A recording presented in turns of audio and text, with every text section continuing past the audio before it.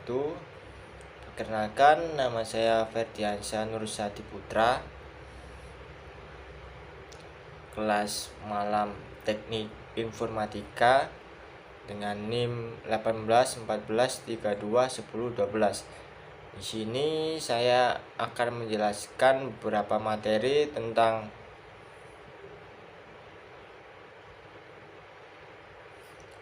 image recognition using ANN dan R, dan kemudian house pricing problem using ANN dan R.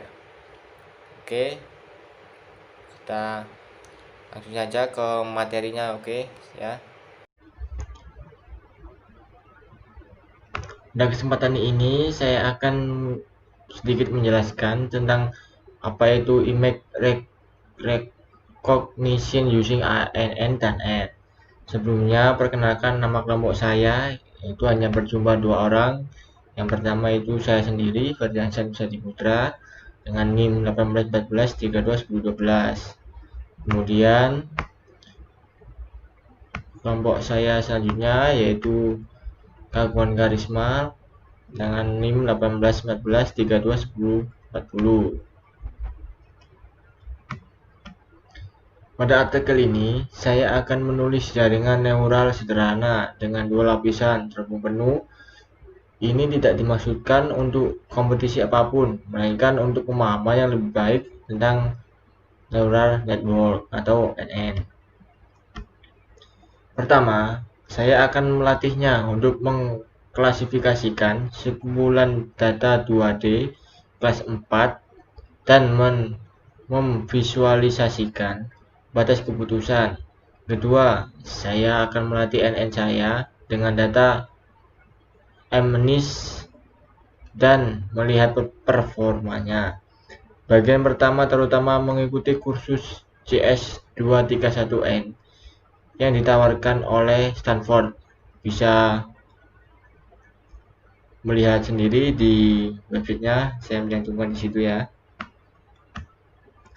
Yang pertama-tama, apa sih ANN itu? Artificial Neural Network atau ANN merupakan kategori ilmu soft computing. Neural network sebenarnya mengadopsi dari kemampuan otak manusia yang mampu memberikan stimulasi atau rangsangan, melakukan proses, dan memberikan output. Output diperoleh dari variasi stimulasi dan proses yang terjadi di dalam otak manusia. Kemampuan manusia dalam memproses informasi merupakan hasil kompleksitas proses di dalam otak. Cara kerja neural network dapat dianalogikan sebagaimana halnya manusia belajar menggunakan contoh atau disebut sebagai supervised learning. Sebuah neural network dikonfigurasikan untuk aplikasi tertentu seperti pengenalan pola atau klasifikasi data dan kemudian disempurnakan melalui proses pembelajaran. Selanjutnya, apa sih fungsi dari ANN itu? Yang pertama yaitu pengklasifikasian pola. Yang kedua yaitu memetakan pola yang didapat dari input ke dalam pola baru pada output. Yang ketiga, menyimpan pola yang akan dipanggil kembali. Yang keempat, memetakan pola-pola yang sejenis. Yang kelima, pengoptimasi permasalahan. Yang terakhir yaitu prediksi. Selanjutnya saya akan langsung untuk pembuatan kumpulan data. Pertama, mari buat kumpulan data spiral dengan masing-masing 4 kelas dan 20 dan 200 contoh. Ya ini ya. Yang pertama kita error message dengan false, warning dengan false, library-nya ggplot 2 dan caret. Saya di sini melambangkan ya atau N yaitu sebagai 200 number of point per kelas. Kemudian D 2 atau dimensionality. K sebagai 4 number of class, kelasnya ya 4 kelas. X nya sebagai data frame atau data matrix. Y nya sebagai data frame atau kelas label. N nya sebagai seg 0,05 L atau layout sama dengan N radiusnya. T seg J L kali 4,7 J 4,7 layout sama dengan N.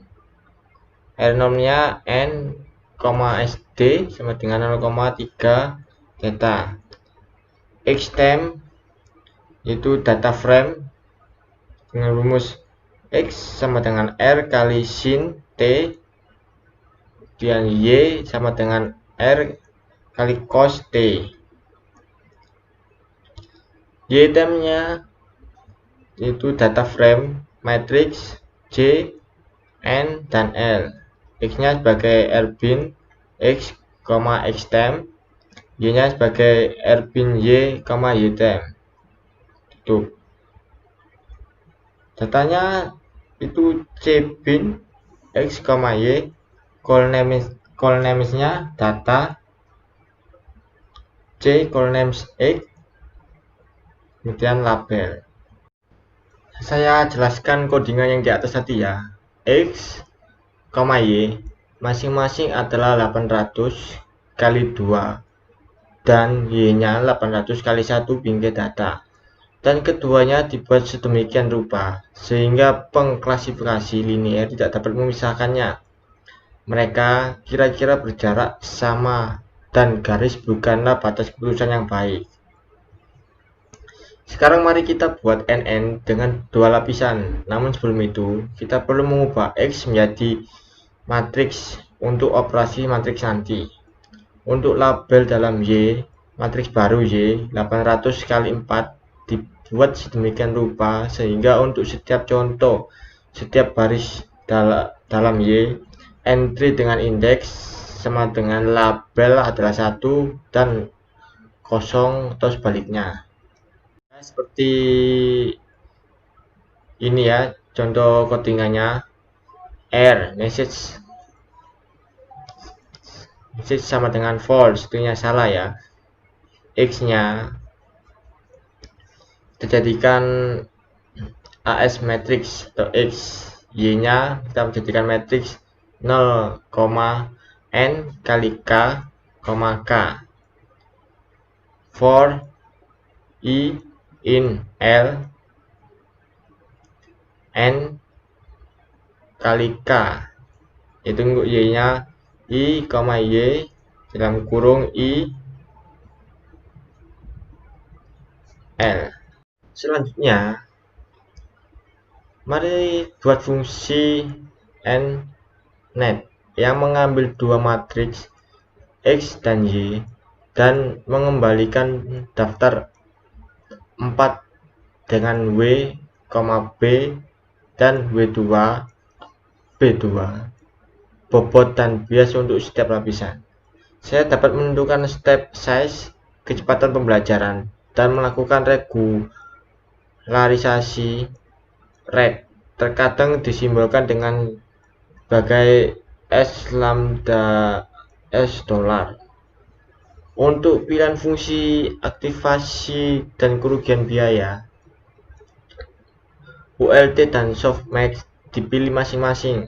Jika Anda telah mengambil kelas ML oleh Andrew NG, sangat disarankan fungsi biaya sigmoid dan logistik dipilih dalam catatan dan tugas kursus. Mereka terlihat sedikit berbeda, tetapi dapat diimplementasikan dengan cukup mudah hanya dengan memodifikasi kode berikut. Perhatikan juga bahwa penerapan di bawah ini menggunakan operasi Verte reset yang mungkin tampak sulit diikuti. Jika ya, Anda dapat menuliskan dimensi sistem matriks dan memeriksa perkalian dan seterusnya. Dengan melakukan itu, Anda juga tahu apa yang ada di balik terpal untuk jaringan jarak. Sekali lagi ya, Anda dapat menemukan versi Python-nya di sini, di web yang tertera ya. Seperti inilah kurang lebih codingannya. Net function x, y step size kita buat 0,5, reg-nya kita buat 0,001, hanya kita buat 10. Kemudian n-nya nrow x, number of example, k-nya ncol y, number of class, dari kelas ya. Dan untuk d-nya ncol x, dimensionality. Untuk parameter randomnya, w-nya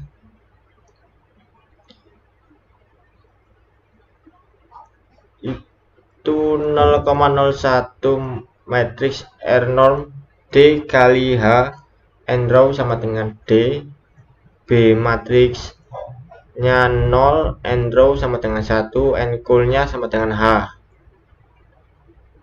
Dan yang di atas tadi ya, WB ini untuk W2-nya jadi 0,01 kali matriks R norm H kali K, nrow dengan H. B2-nya matriksnya 0, nrow-nya dapat 1, nya K, gradien ini ya. Hidden layer-nya lalu activation hidden layer R Pmax 0.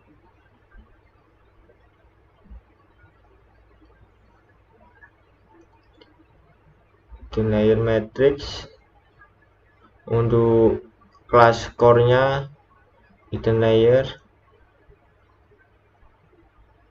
W2 plus matrix rep W2 n row sama dengan n, row t. Compute-nya n normalis kelas probabilitas xp scores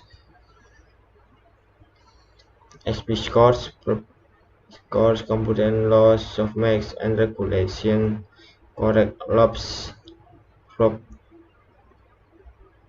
Data loss-nya sum correct log drop-nya. Jadi ini cek prosesnya if i 1000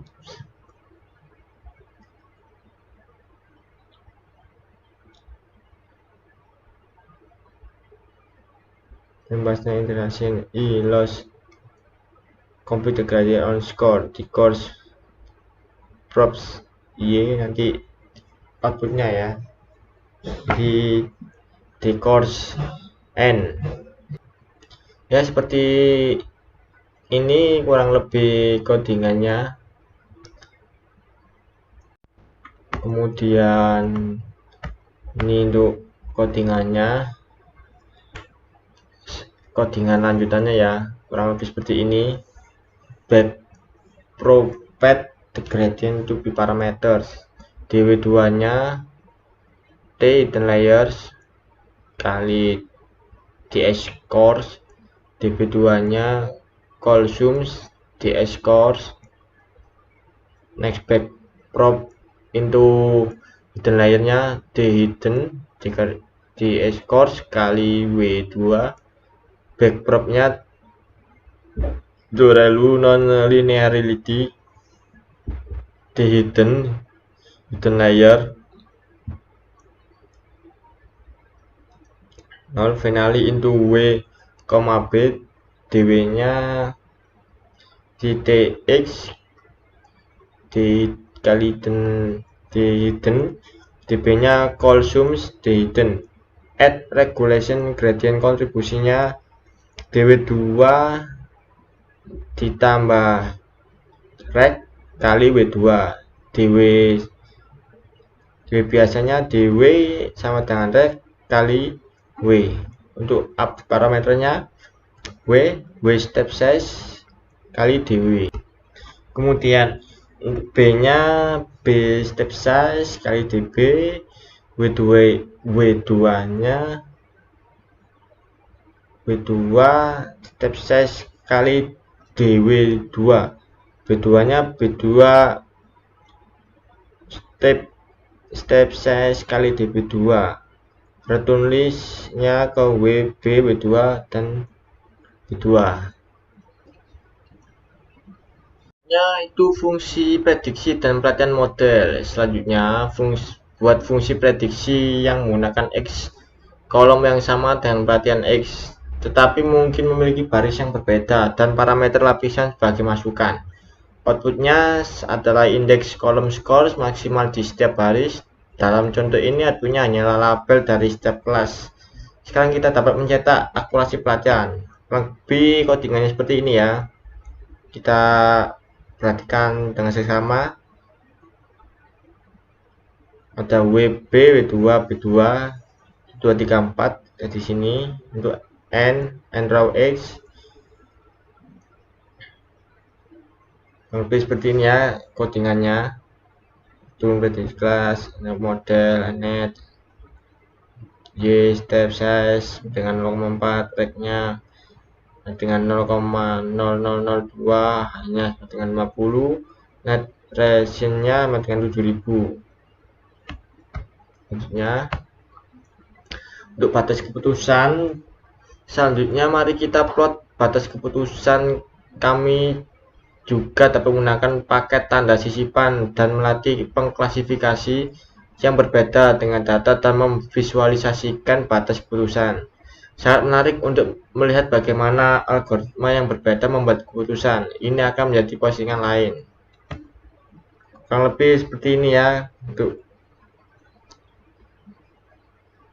hasilnya.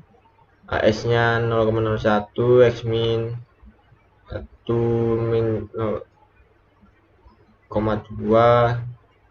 Ini ya ggplot-nya ini xlab x plus ylab y sama dengan ggtitle-nya neural network decision boundary. Scale color discrete-nya name dengan label, rasio 0,6. Ini ya. Oke. Selanjutnya data dan praproses MNIST. Pertama, mari kita tampilkan gambar. Nah, seperti ini ya.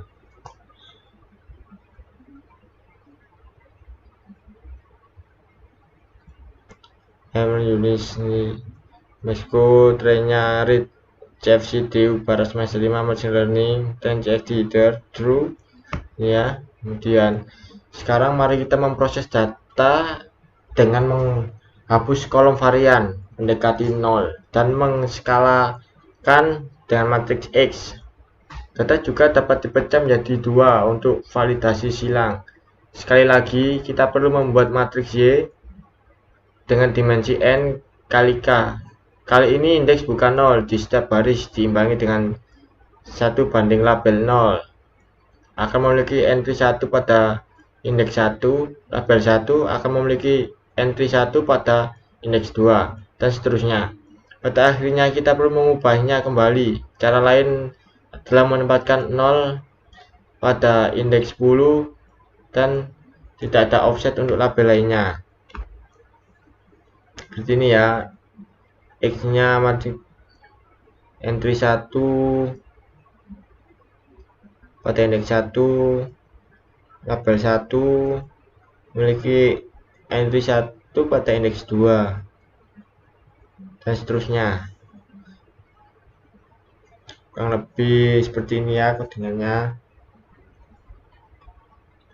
Oke.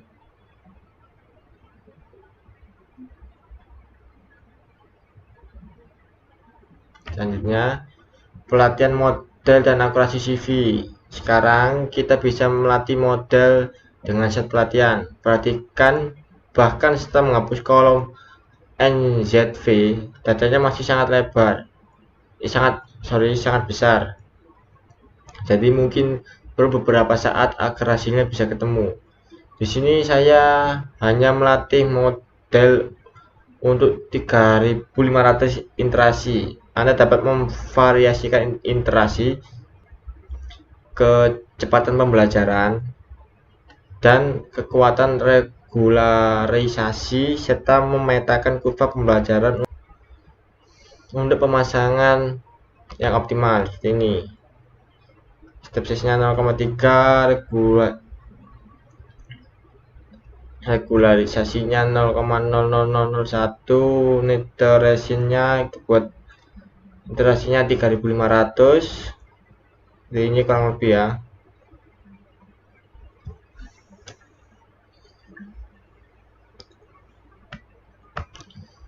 Untuk hasil outputnya seperti ini. Nanti hasilnya masih sangat besar ya. Ini untuk iterasinya 0, lossnya sampai 2,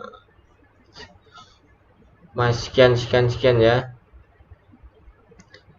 Iterasi 100 atau iterasi yen 1000 ada 2000 sampai 3.500 ya. Kita tadi menggunakan sampai iterasi 3.500. Ini nanti bisa lebih atau lebih sedikit, nanti bisa. Untuk data training akurasinya itu 0,93245587 dan sekian. Untuk CV akurasinya 0,91800757 sekian. Kemudian prediksi gambar acak. Yang terakhir, mari kita pilih gambar secara acak dan prediksi labelnya. Ramping seperti ini ya. Kita menampilkan gambarnya. Sini example 1 row x1 stage problematic stage and no label display digit x test. Hasil outputnya ini ya, gambarnya.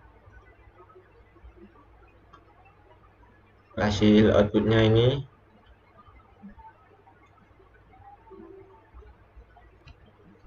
Hasil outputnya untuk menangkap gambar dari ini prediksi gambar acak ya.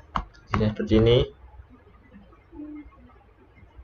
Untuk air console, gunakan air console ya ini.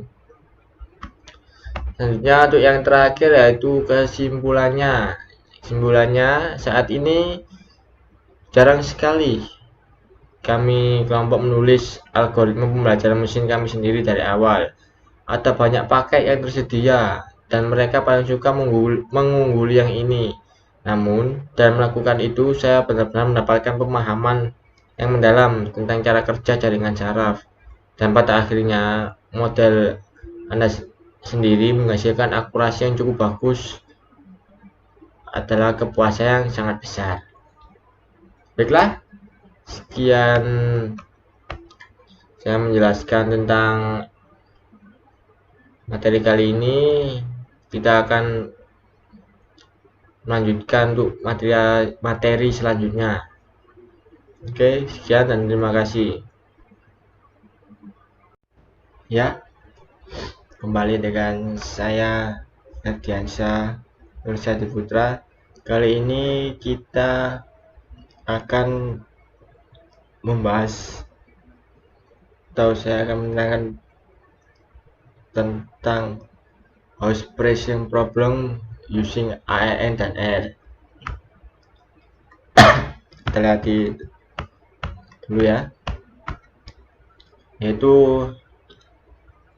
yang pertama langsung kita lakukan, kita mendownload source course-nya dulu dari sumber yang telah diberikan. Ya, ini ya.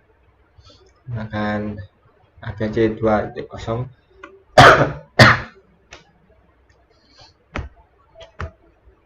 Selanjutnya lalu download file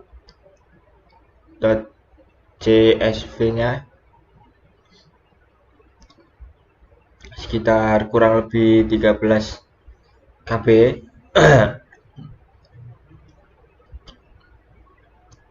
ya. Kemudian setelah mendownload file CSV nya, kemudian taruh file yang sudah di-download tadi ke dalam RStudio ya.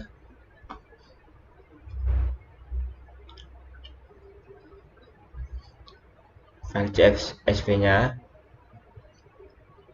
Kemudian langkah selanjutnya lalu import data trainnya yang sebelumnya tadi ya, kita import kurang lebih jadinya seperti ini. Kemudian import juga data tesnya ya, jadi kurang lebih seperti ini. Nanti ada data train data train dan data test. Oke, selanjutnya langkah selanjutnya yaitu install package terlebih dahulu, nanti supaya kita mudah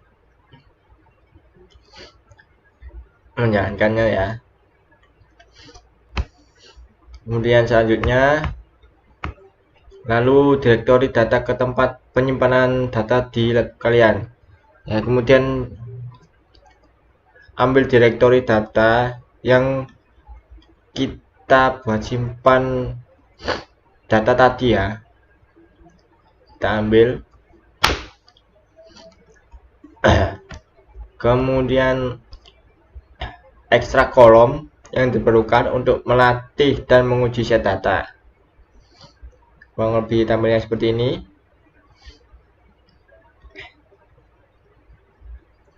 Kemudian selanjutnya menyimpan untuk mengurangi prediksi. Kita simpan filenya ya, setelah kita masukkan semuanya tadi untuk mengurangi prediksinya. Selanjutnya, langkah selanjutnya lakukan pemeriksaan data train. Jadi sebelum mau langkah ke step selanjutnya, kita melakukan pemeriksaan data train terlebih dahulu, apakah betul atau salah.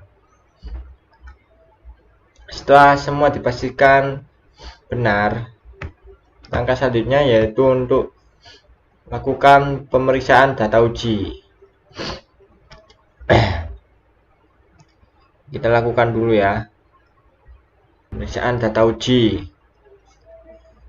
Kita koreksi terlebih dahulu.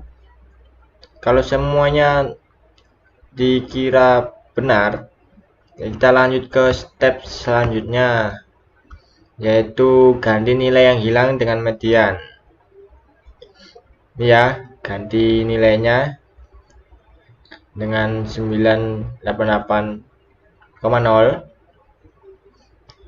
kemudian 2,0, replace missing value with median, itu ya.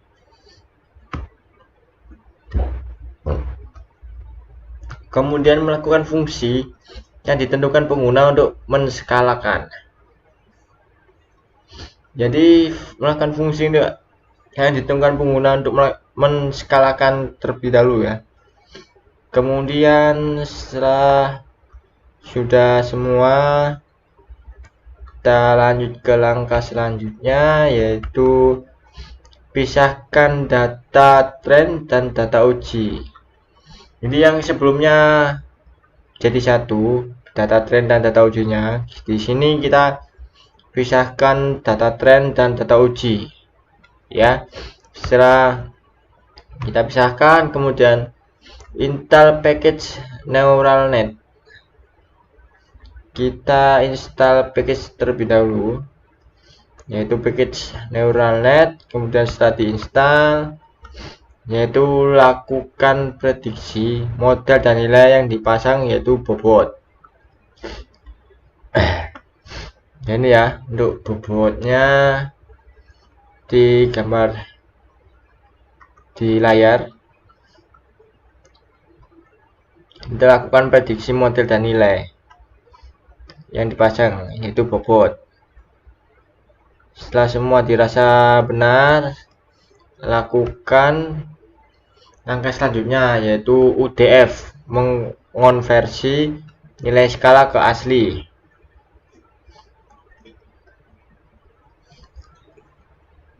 kita ubah dulu nilai skalanya ke asli, ke yang aslinya.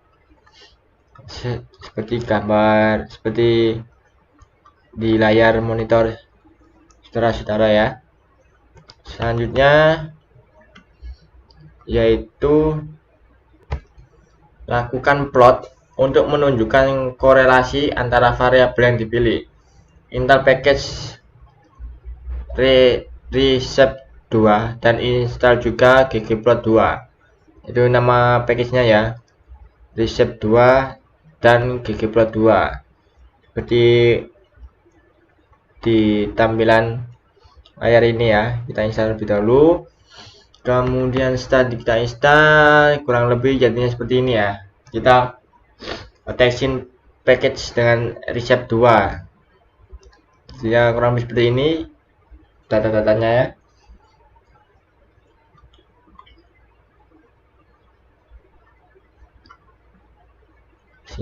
Sekian banyak data ini. Selanjutnya ini, nah ini gambarannya ya.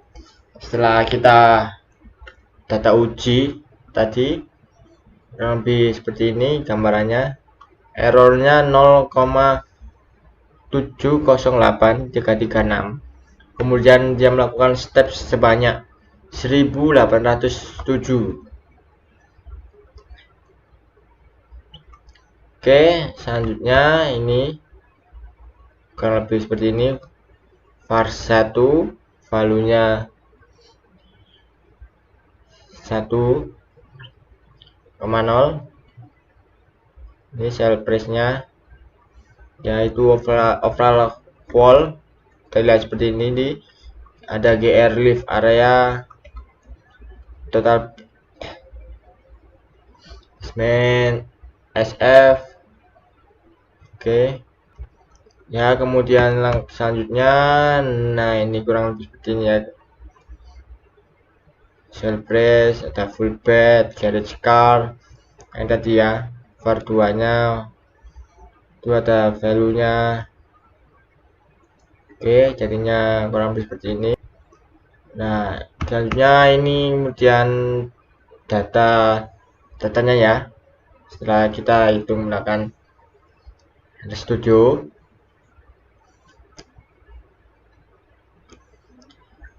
ada 6 baris yang di sana. Hasilnya kurang lebih seperti ini ya. Sekian tadi penjelasan dari saya untuk maaf ya, mohon maaf ada salah kata yang tidak berkenan. Sekian dan terima kasih. Wassalamualaikum warahmatullahi wabarakatuh.